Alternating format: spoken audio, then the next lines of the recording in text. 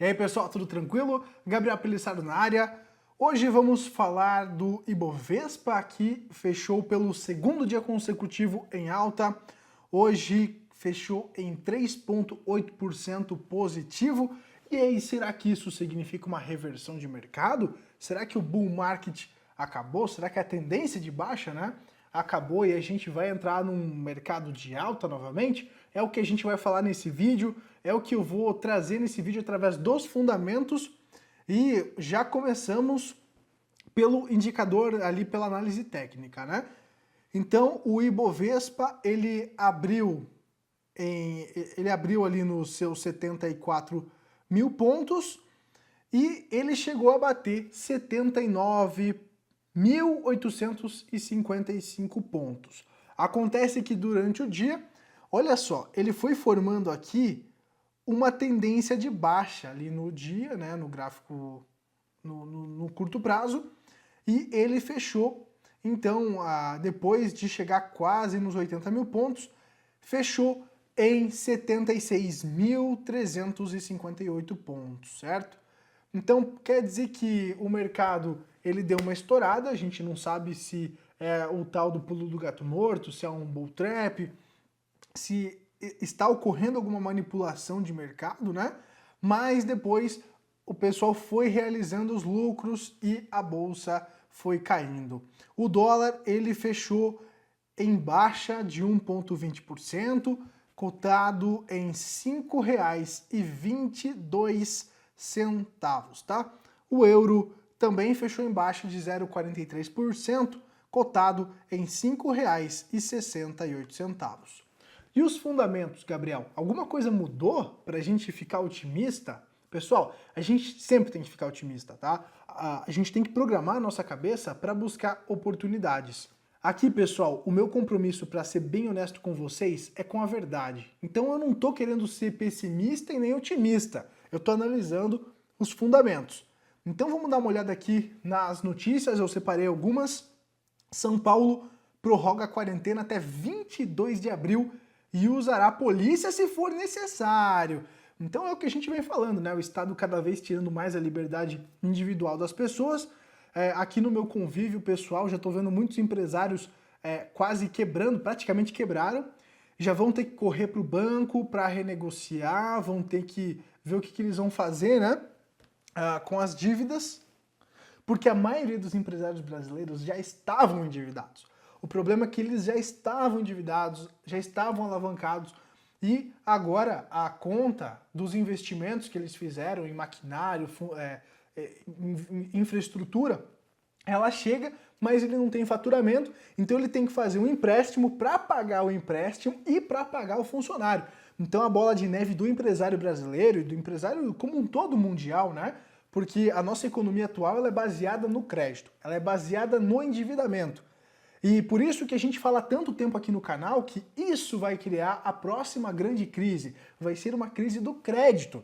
Porque as pessoas, os empresários e as pessoas comuns também estão se endividando muito no cartão de crédito, fazendo muito financiamento para montar negócios, e acontece que quando o caixa delas zera, elas quebram e ficam de herança com uma baita dívida.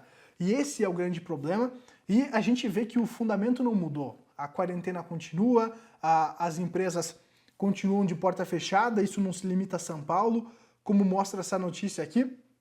Santa Catarina, que é o meu estado natural, onde eu nasci, onde eu estou nesse momento, tem mais 4 mortes, né, pelo vírus, e a quarentena é prorrogada por mais 5 dias. Então, aqui o governador de Santa Catarina ele vai colocando de conta gotas, né? Começou de 7, mais 7, mais 7, agora vai de 5 em 5. Então, isso vai prorrogando e, como a gente falou, os empresários já estão desesperados. E, assim, pessoal, não é questão de ganância, né? Aqui nesse canal a gente fala muito de dinheiro, de investimento, mas não é questão de ganância. A gente sabe que a parte social é importante. Só que sem o dinheiro, você não tem saúde. Sem o dinheiro, você não tem saúde pública. Agora a gente vê as prefeituras cortando funcionários, demitindo, o que é bom, tem que diminuir o Estado. Mas a gente também vê empresas, né, demitindo funcionários. A gente já vai falar do número de desempregos de alguns países.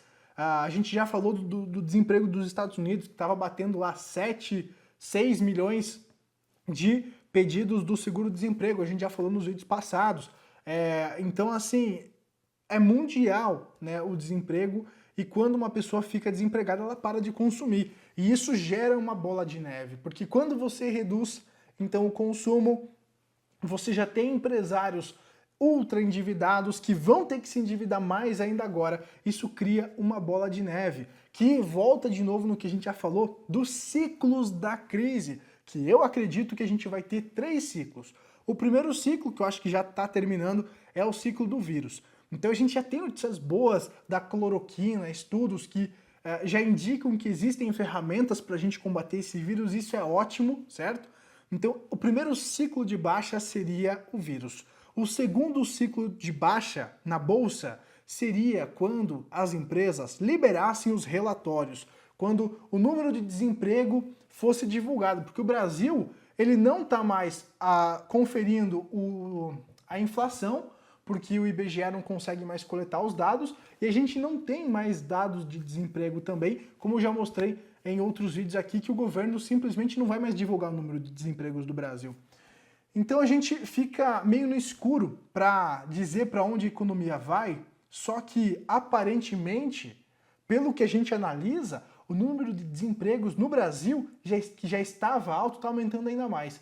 Então é o consumo diminuindo cada vez mais, aumentando a bola de neve do endividamento, tanto de pessoa física quanto pessoa jurídica, e as consequências elas são meio óbvias, né, pessoal? Vamos falar de China? Crise de desemprego na China aumenta, mas ninguém sabe o número real de desempregados, que é o que a gente falou naquele vídeo quando o governo brasileiro anunciou que não mais atualizaria, né, os números de desempregados, porque eles não estavam tendo mais dados, as empresas não enviaram mais dados, ficou meio cabuloso, e parece meio que com o governo chinês, né, que faz uma maquiagem dos dados para dizer que está tudo bem, que a China é incrível, que o comunismo é maravilhoso, né? Então, aqui a estimativa é que existam cerca de 205 milhões de trabalhadores chineses que não conseguem encontrar emprego ou não conseguem retornar aos seus cargos anteriores, segundo ali um analista. Então é claro que a gente não tem os números oficiais, a China é um país comunista e quem defende o comunismo, né, tem que se lascar, porque é inadmissível um país que tenta maquiar dados, a gente não sabe se o número de infectados é exatamente aquele, a gente não sabe os números reais de crescimento da China, pode ser tudo uma grande bolha, certo?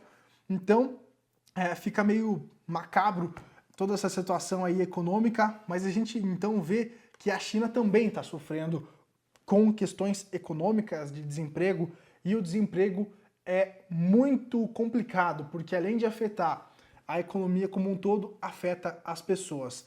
E aqui a estimativa é que sejam 205 milhões de pessoas que não vão ter dinheiro para conseguir comprar comida, para conseguir comprar bens de consumo, e isso gera um efeito dominó. E olha que interessante, né? O número de desempregados da China é meio que o tamanho do número da população do Brasil todo, né? Então a China é um país, é um mundo à parte, aquela bagaça. E aqui, voltando a falar de China, né? Eles cancelaram a compra de 2 milhões de toneladas de soja do Brasil. O grupo Sunrise fará o cancelamento então dessa compra devido aos atrasos nos embarques provocados pelos congestionamentos nos portos. É o problema estrutural do Brasil, é o que as consequências dessa quarentena, e começa a virar uma bola de neve, né, pessoal? E no outro dia eu falei aqui num vídeo que muitas medidas estavam sendo tomadas por questões eleitoreiras. Porque é muito fácil para um presidente, para um governante, para o cara que é burocrata do Estado, né? Ele chegar e falar que é para fechar tudo e que se dane. É muito fácil, porque se der uma bomba, ele vai falar, poxa, a gente fez o que era possível.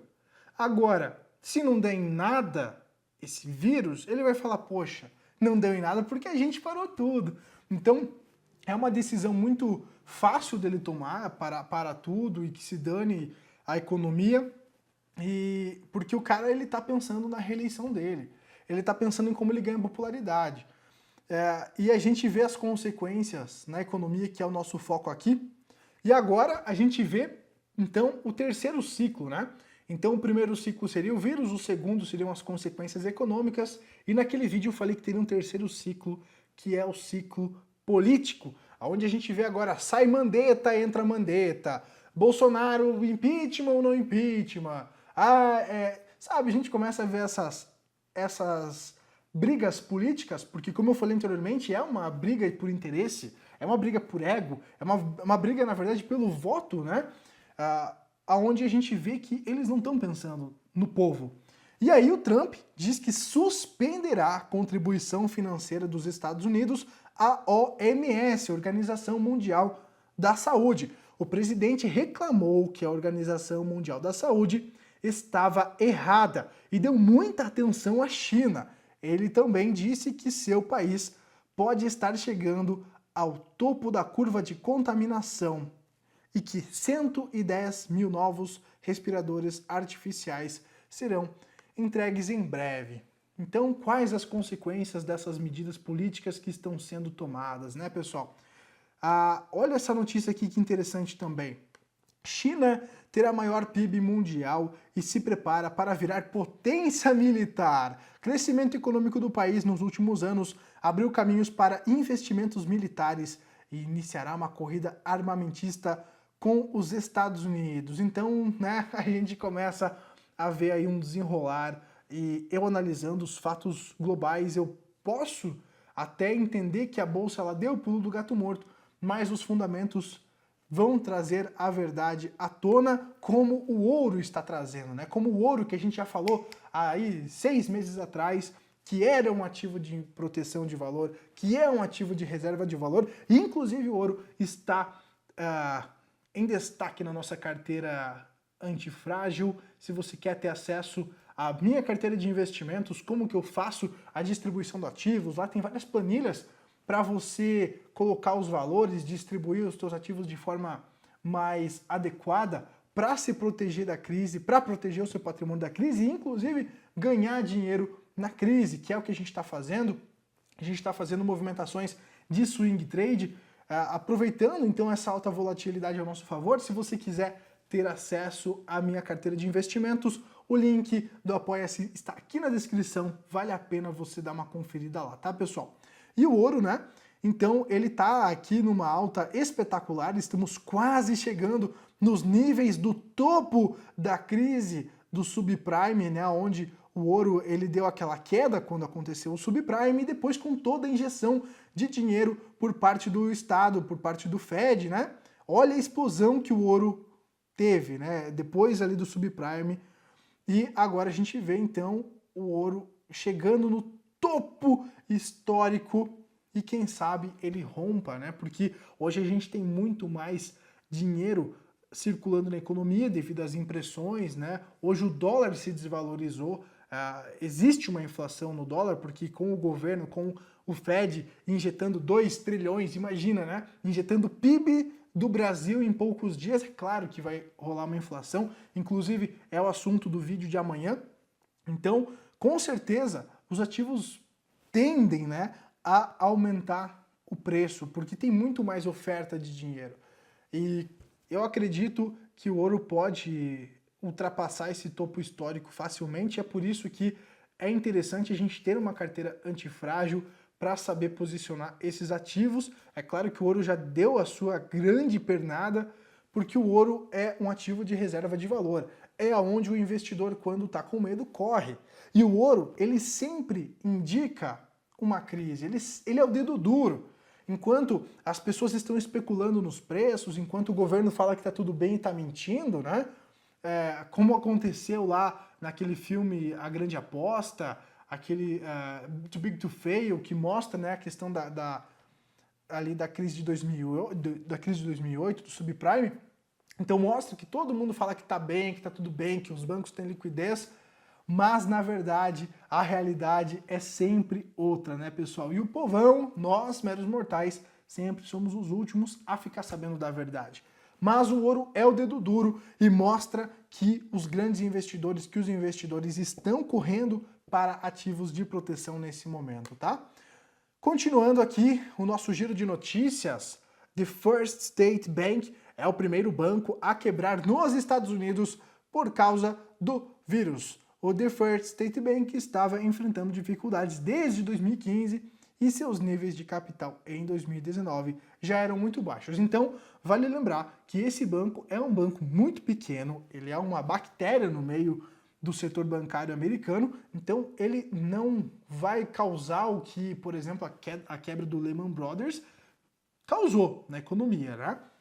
Americana e mundial. Mas é um sinal de que já está faltando liquidez, mesmo então a gente vendo que esse banco não pode ser usado como exemplo, porque é um banco muito pequeno, a gente já vê desde setembro do ano passado o Fed, que é como se fosse o Banco Central americano, injetando liquidez para os bancos. Então quer dizer que já tem alguma fruta podre lá no meio, que é o que a gente já fala aqui nesse canal há mais de 11 meses, né?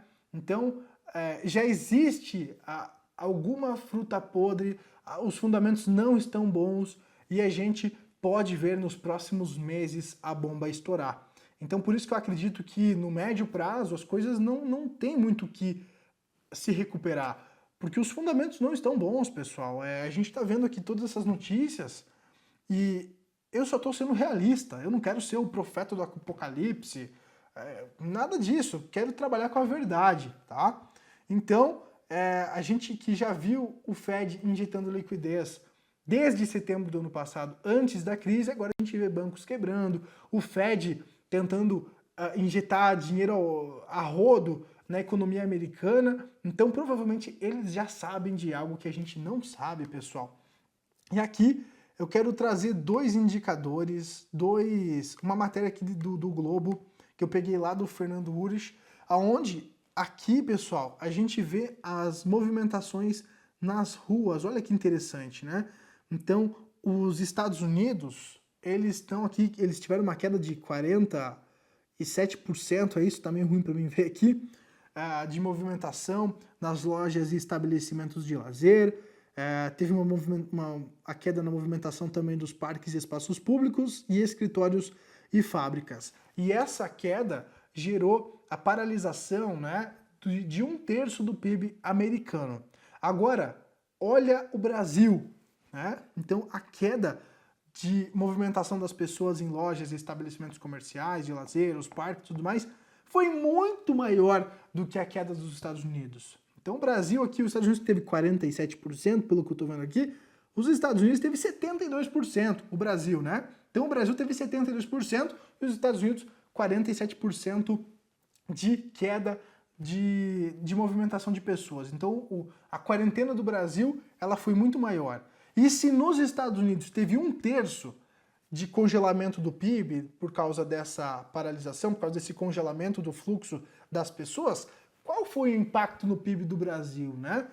Então, o Brasil provavelmente vai ser muito mais afetado, até porque a gente é um mercado emergente, é um mercado que já estava em crise, o Brasil estava tentando se recuperar de uma recessão, e agora vem esse tapa na cara e a gente vai ver as consequências, né, pessoal? Eu só estou apresentando aqui os fundamentos, né? Então, basicamente é isso, esse resumão, o vídeo já está ficando meio longo, e eu quero trazer aqui para vocês, então, para a gente fechar, os índices futuros. Como é que estão os mercados, né? Então, depois desses 2 dias de alta, talvez a gente possa esperar mais um dia de alta amanhã, que é uma insanidade, né, pessoal? O ouro, que é o dedo duro, sobe e as bolsas também sobem. Mas vale lembrar que isso aconteceu também em 2008. É o chamado de pulo do gato morto, aonde pode ser, eu não estou dizendo que isso aqui não é uma recomendação de investimento, pessoal. Eu só estou dizendo a minha opinião aqui, o que eu estou fazendo, mas isso aqui pode ser aquele tal do pulo do gato morto que a gente já falou em alguns vídeos, onde o mercado dá uma enganada na galera, pegadinha do malandro, aonde parece que ele vai subir, aonde parece que a tendência foi revertida, mas ele pega todo mundo de calça curta. O que a gente pode aproveitar nesse momento é fazer algum swing trade, algumas movimentações de curto prazo ali, mas eu acredito que os fundamentos não estão bons para a gente ver uma reversão, né, dessa tendência de baixa que a gente está vendo nas bolsas do mundo todo, né? E teoricamente também a gente não teve uma reversão técnica da tendência, então eu não vejo motivo, acredito que isso aqui possa ser então uma pegadinha do malandro e muita gente vai perder dinheiro novamente, né? Mas assim, pessoal, se você está querendo entrar na bolsa, usa a nossa estratégia da carteira antifrágil, vai fazendo aportes regulares, vai fazendo um preço médio, se posiciona em ativos de proteção para proteger a tua carteira, faz caixa, né? Que é a nossa estratégia da carteira antifrágil, para quem quiser acessar, link aqui na descrição, para você não perder dinheiro, tá, pessoal? Eu acho que colocar all-in agora, colocar todo o teu capital, pode ser um risco muito grande para você e para tua família, tá? Então a gente vê aqui os mercados com uma leve alta. Cadê o nosso querido VIX? O VIX está em ali 43 pontos, agora às 11 horas e 34 minutos da noite do dia 7 de abril. Inclusive, né, abril é Páscoa e a gente vê a Havan lá não conseguindo abrir a loja direito, a gente vê os mercados que não conseguem escoar a produção, por exemplo, de ovos de Páscoa, a gente vê produtores de ovos de Páscoa prestes a quebrar, né? Imagina, um ano de produção agora que não vai ser escoado. Então, pessoal, vamos olhar a realidade. A gente não precisa ficar focado em número, não. Vamos olhar para a rua, sabe?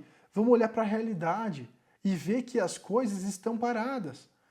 E como que a bolsa ela sobe quando tudo está parado, né? É uma insanidade, pessoal. Mas aqui eu só sou o mensageiro da verdade, né? O Gabriel, o anjo mensageiro de Deus, quem me dera, né? Então, tô trazendo aqui a minha verdade e é um momento assustador. A gente vê o número de CPFs aumentando na bolsa e não existe fundamento para essas pessoas correrem tanto risco agora, né? A gente vê gente vendendo carro e botando tudo na bolsa, fazendo financiamento e botando na bolsa. Gente, não faz isso. Não faz financiamento, cara. A gente, sabe, tem que ter a consciência de que é um mercado de risco. Tem que ter a consciência que a gente tem que gerar mais valor e fazer os aportes, né, com consistência, mas não fazer empréstimo, pessoal. Isso é insanidade, tá? Então, assim, por hoje é isso. Fica essa mensagem, a minha visão da tendência do mercado. Quem quiser, link gratuito no Telegram também, tudo na descrição. E a nossa carteira também está aqui na descrição, tá? Deixa o like para fortalecer e para me incentivar a continuar produzindo vídeos de graça aqui para o YouTube. E compartilha para a galera, deixa um comentário bacana aqui, fala da tua visão. Vai ser muito legal saber a tua visão do mercado, tá bom, pessoal? Por hoje é isso, um forte abraço, tchau, tchau.